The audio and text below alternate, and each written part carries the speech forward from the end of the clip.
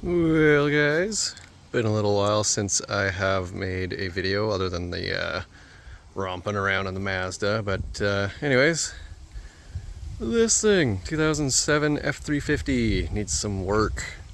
Customer of mine, complaints are the taillights don't work, and what else was it? Oh, the passenger window's weird. It only goes down about that far and then stops, so gonna have a look at that too.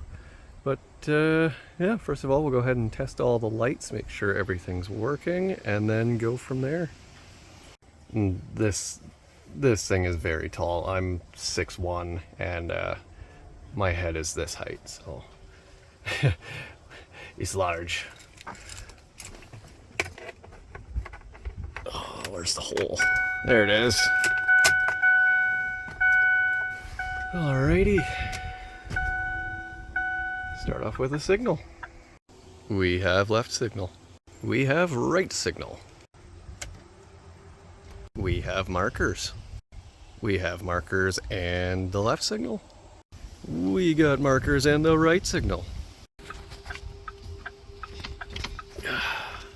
Might need 2 hands for this. Put it into reverse. We have no backup lights, but everything else is working. Now test the brakes. For brakes, I usually just grab a piece of carbohydrate foam, and if it's got power seats, you just give it a little bit of pressure. So we have brakes and signals and markers, but the third isn't working. All right, the reason why I turned everything on and tested everything all at once is because if it was an overloading issue, like too much power being drawn through, it might be a bad ground or something, so I'm pretty sure I've eliminated that. Backup lights look like they're LEDs, so I'm gonna have to take the lenses out and test to see if we've even got power there. If not, it could be something that's plugged into the transmission. Alrighty, so it looks like it's an 8mm, and they should just pop right out. So I'm gonna go ahead and gather me tools and do that.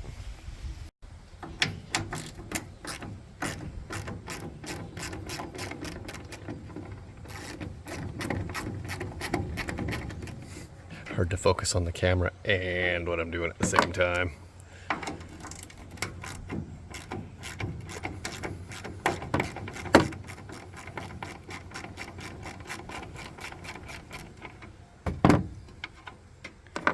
Okay, so I'll just pop that out. I don't want to drop it or risk damaging it doing it one hand. Ooh-wee, those were some stubborn clips.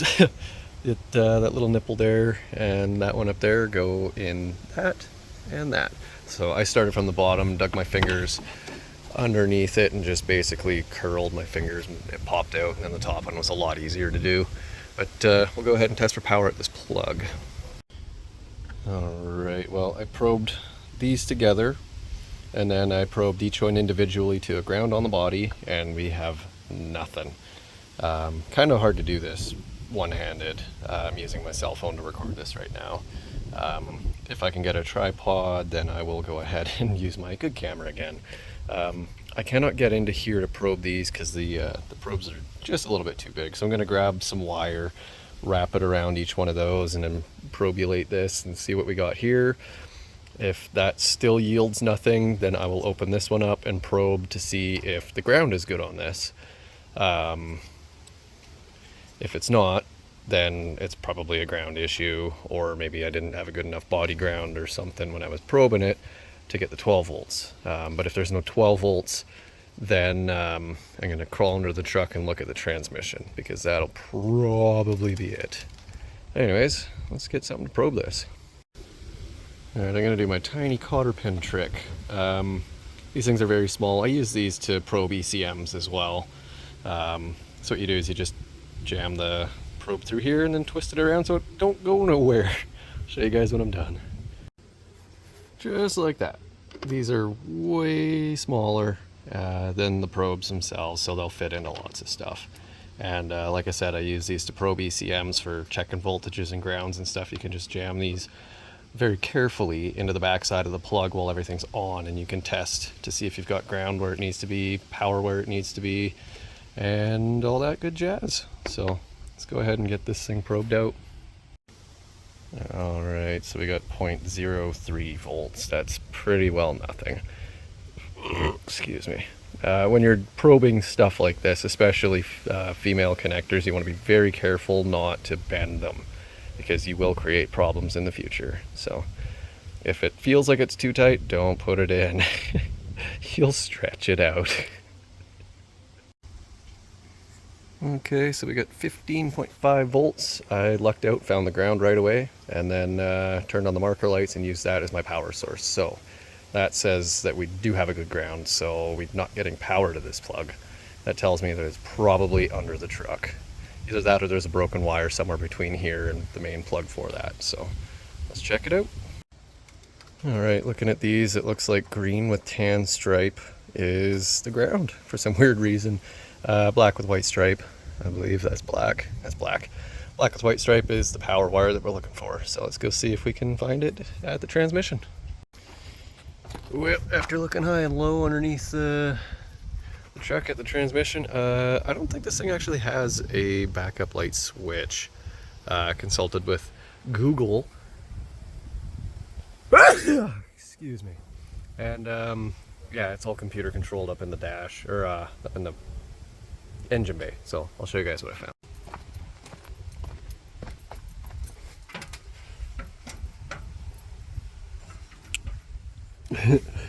So this guy right here, number 4 from the front, is your reverse lights relay.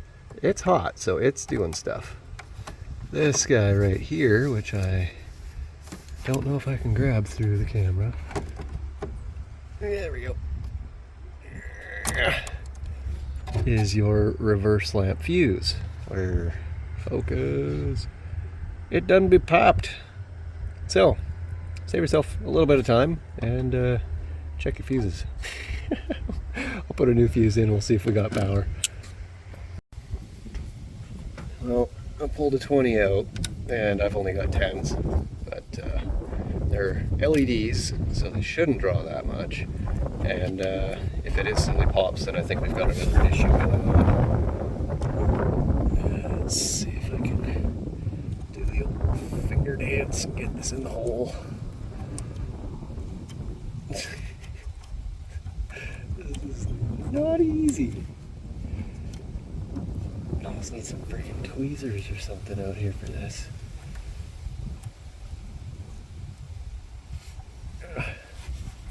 Struggling.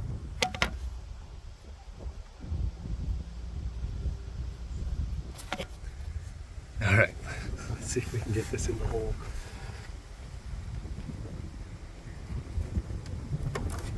Okay, installed, didn't hear a pop. Let's go see if we got backup lights. Oh, would you look at that? Just look at it.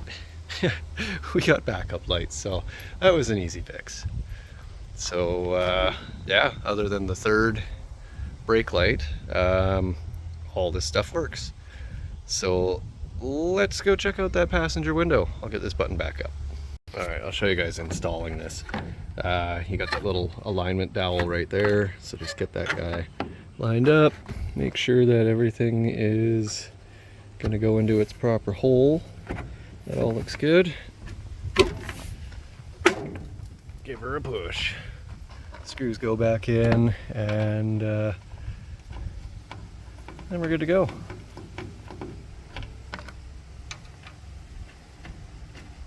Focus.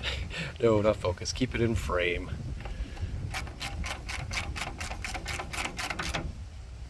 And just snug is all you need. You don't need to put any serious torque on this, you'll break stuff. Click. Yahoo! Everything still works. We're golden. Well guys, this is what the passenger window's doing. And yes, it is very, very scratched. I'm guessing there was a lot of sand and dirt and stuff down in there, and rolling the window up and down without cleaning that out will do this. Just destroys it. Yeah. They're doing tractor things over there. Huzzah! But anyways, Yeah, this is what the window's doing. Goes down and then it just stops. Not going any further. I did happen to glance over and see that this thing has aftermarket speakers, and if you observe ever so carefully, I'll try to keep the camera still. You guys see the speaker moving? Speaker is rocking down just slightly, so they've either got a screw in too far, or the window track, or the window bracket, I guess, at the bottom of the window is hitting the magnet on the speaker. So pull the door panel off, maybe put some spacers behind there and get this thing away from the door, and then it should be good. Well, where I like to start is with stuff like this. This just pops off. It's got these little snappy tabs at the front right there, and one at the back right there. They just go into slots like that. So just get underneath it, push up, and it'll just pop off. And you can unplug this, and we'll put this off to the side. Wires will go inside the door card, and then behind here there'll probably be a screw or two. Doesn't look like that comes up. Might be some underneath. That's missing. That's missing. I'm guessing what they did is they swapped all the interior from like an 08 or newer into this truck, because it's so different. Like, this is not your 06 interior or 07 interior, and the front's all different too. But anyways, we'll keep trucking. Just as I suspected, we got a 7mm behind the door card, or behind that little tabby thing. There's only one, because this is not the proper door panel for this. Very curious how they've attached the rest of it. I was giving it a little preliminary tug to see if anything would wiggle, and no, nothing's wiggling. Usually they'd have screws at the bottom, and then they'd have those Christmas tree clips going around the perimeter of the door, but I'm not seeing anything. Like, it's held in quite good. There might be one behind there. It actually looks like the plastic's a little discolored right there. I don't know if you guys can see that on the camera, but I can see it. So I'll get the door panel off, and then we'll have a look at that speaker. I was giving it a bit of a light tug, and it moves up. It's just a slidey uppy, so we got to get this guy out of the way. So we'll go ahead and pull this off, and then we'll just lift the door card up. This is just held in with two of those little push clips, same as this style that was on that. Slots into there and there. Now door card should just lift up and off. That was easy. Nice. So we'll see what our issue is. Okay, so I've reinstalled the door switch, and check this out. This is freaking hilarious.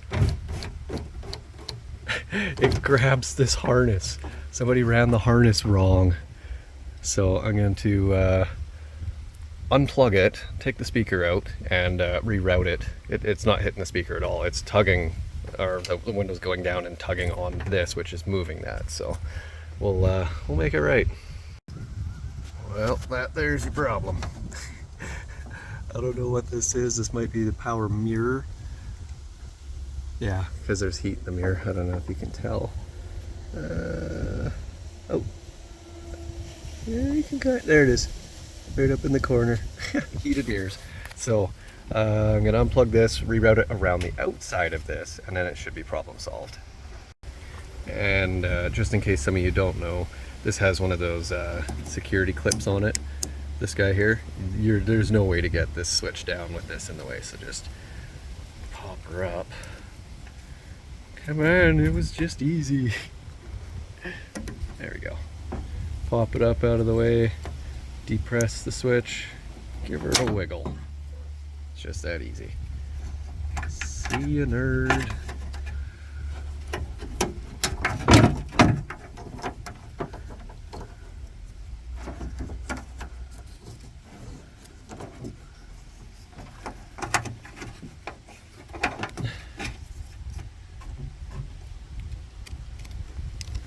Trying to look through the camera.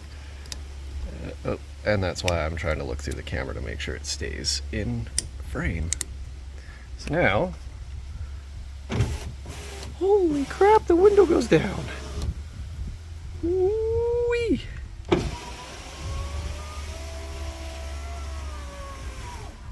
Amazing. So, I have no idea if that damaged it. Doesn't look like it's taken too many hits, but just give the wires a little tug, see if they move. I don't think so. But yeah, it looks like this one's just about wrapped up. Nice easy one. I love that kind. Alright, a couple minutes later we got the door all back together. Test the window once more. Yep, she's working mint. Perfect. Woohoo! Now I did notice one thing on the driver's side. The passenger window switch is a little wonky, so I will consult and see if they want me to replace the switch assembly or if they're fine with it. You just gotta like push it to get it to go down, but I'll show you guys. Alrighty, so if we push it straight down, nothing happens. But if you push it in,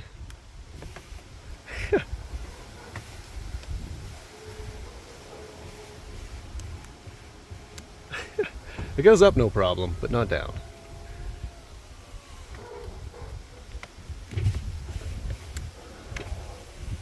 So I'll see if they want me to replace this. Well, just heard back from the customer. They're fine with the switch the way it is for now. They'll get me to fix it a little bit later. Alright, I did almost forget about the third brake light. Just a bulb. So, brakes. All good. So anyways guys, that'll do it for this one. Thanks for watching, and until next time, take care.